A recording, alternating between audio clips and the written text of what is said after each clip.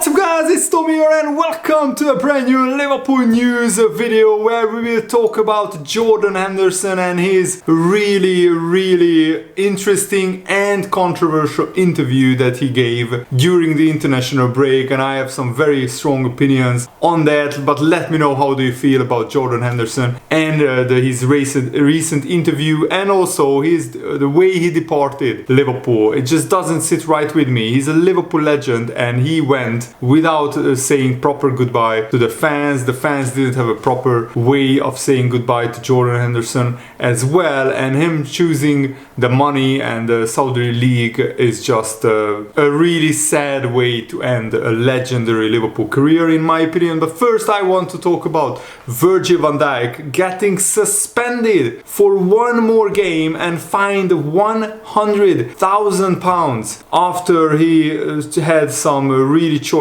words for the referee. And you can understand why Virgil van Dijk was frustrated, because in real time it didn't feel like it was a proper foul worthy of a red card, but in slow motion when you analyze the situation it was probably a red card. But him being fined £100,000 is a disgrace in my opinion, because for example Millwall, the club, was fined just £10,000 for racist chanting against Everton in the League Cup recently. So how can a player who just criticizes the referees, and yes, Virgil van Dijk apologized for it afterwards, and he also said in a post on Instagram that he acknowledges that he was wrong for swearing at the referee, but you also could understand how frustrated Virgil van Dijk was, because Alexis McAllister got an absolutely bogus red card, a disgraceful decision in the previous game against Bournemouth, and that red card was later overturned, even though on VAR there were referees who absolutely hate Liverpool and they didn't overturn red card. And then it was the Trent Alexander-Arnold incident where Trent Alexander-Arnold was clearly pushed and shoved out of the pitch, and instead of the referee whistling for a foul, he didn't give anything, and then Trent throws the ball back onto the pitch. He didn't even throw it away, and the referee issues a yellow card for that. Also, Joelinton twice signaled this to the referee, wanting yellow cards for Liverpool players. He didn't get anything. So this just absolutely reeks of, again, incompetence, absolutely insanely corrupt and bad refereeing all over the Premier League. And my main problem is not necessarily this one punishment for Virgil van Dijk. It's the inconsistency and the hypocritical nature of the referees. Will every player get £100,000 fine for swearing at the referee during the whole season? You can bet your house on it that they won't. This is just trying to punish Liverpool as much as possible. There is a clear agenda against Liverpool among referees that has been well documented. Read Paul Tonkins's detailed analysis if you don't believe me. He analyzed all the stats, and it's clear as day that the referees have it out against Liverpool. That is now confirmed fact. It's not my opinion, it's a fact. And the referees keep coming down hard on Liverpool. And I think Virgil van Dijk missing one more game is bad, but it will be against Wolves, so hopefully we can still win that game. The problem is Van Dijk won't be the last player to say a bad word to a referee this season, but I bet he will be the last one to be punished so excessively for it. Will every player get a one-game ban and £100,000 fine for saying bad words to the referee? That's the open question. I will watch the Premier League very closely. The problem is that these rules are designed to set an example rather than a precedent. It just leads to inconsistency, and it's so impractical that I mean, will every player get punished for every instance of the same offense? 100% no. But PGMOL has it out against Liverpool, as I said previously already. And now let's talk about Jordan Henderson's really controversial interview, because the most important thing is that I think Jordan Henderson is a fraud, because he supported minority groups all while he was at Liverpool, and because of that his stock, his PR, his profile rose throughout England, and he could get bigger sponsorship deals because of it. Bigger money came into his account, and now at the first time of jeopardy, at the first time that he was threatened that he won't be a starting 11 player, and he shouldn't be a starting 11 player. I said it before even the first offer came in for Jordan Henderson from Saudi Arabia or from any club. He shouldn't be a starting 11 player, and Jurgen Klopp said that to Jordan Henderson, and at the first time of asking, he went and chose money. The problem is that he claimed that he has gone to Saudi Arabia to develop the game there. You can't say that when you clearly chose the money and of course to work with his idol Steven Gerrard. I think that is a factor in it, but given his past support for the LGBTQ plus communities, it's about hypocrisy, this transfer as well. And I think this statement by Cop-Outs on Twitter, which is of course a Liverpool supporters group representing the LGBTQ members of the Liverpool fan base, they said, no acceptance by Henderson of his role in sportswashing. He's trying to disguise the disgusting Saudi human rights record. This sounds more like an attempt to rebuild his brand. And sorry, this just isn't good enough, Henderson. Actions speak louder than words. I think that is perfectly summed up by what Henderson is doing and why it is wrong of what he's doing, and why him giving this interview doesn't sit right with a lot of Liverpool fans. Also, Henderson claimed that nobody wanted him to stay at Liverpool. It's not a good look at all, because he basically called Jurgen Klopp a liar, which he's not. Jurgen Klopp said himself that Liverpool had no plans of selling Henderson. They just gave him a lesser role. He was given assurances that he will not start many games at Liverpool, that he will be a bench player. And Jurgen Klopp was honest about it to Henderson, and this is how Henderson responds. He basically betrayed Jurgen Klopp here, and that is unforgivable in my opinion. You can't say that you were unwanted at Liverpool, because Jurgen Klopp said it himself. He didn't have any plans to sell Henderson.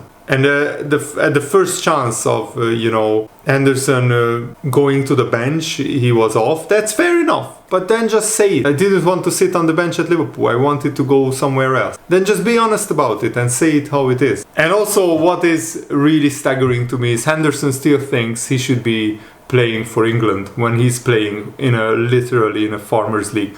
There are 4 or 5 teams that have half a decent side, but all the rest of the Saudi Pro League is really way below the required standard to make the England team. But of course we know Gareth Southgate is picking his favorite players and not the best English players who are the most in form.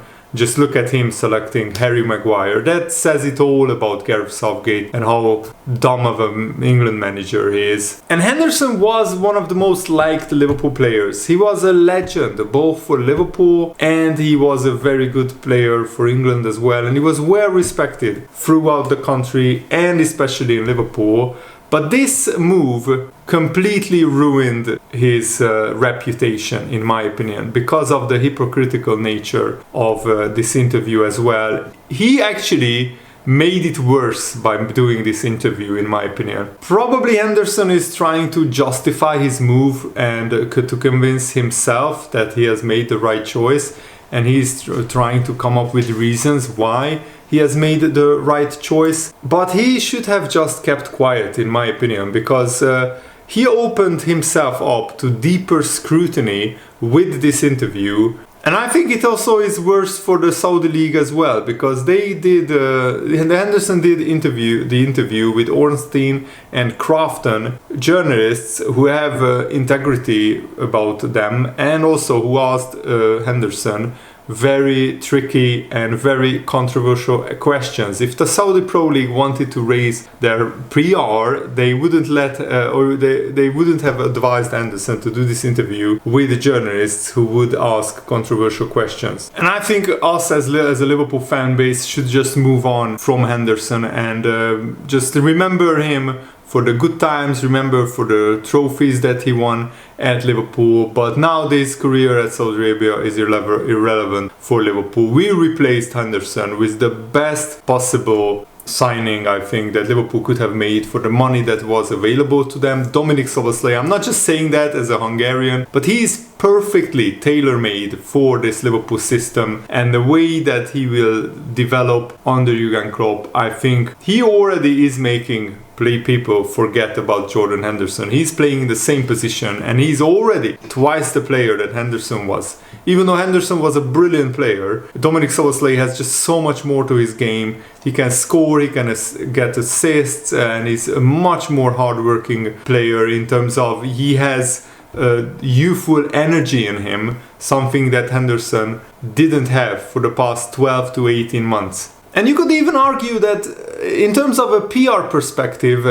Henderson did literally the worst thing for himself. Instead of not speaking out and letting this thing die down and just be forgot about, he actually came out, gave an interview, and made it much worse. Instead of clearly saying that he went to Saudi Arabia to choose the money, to choose to triple his salary, he tried to justify the move. And in the process, he actually made it worse. Made his case worse by speaking out and trying to justify this move.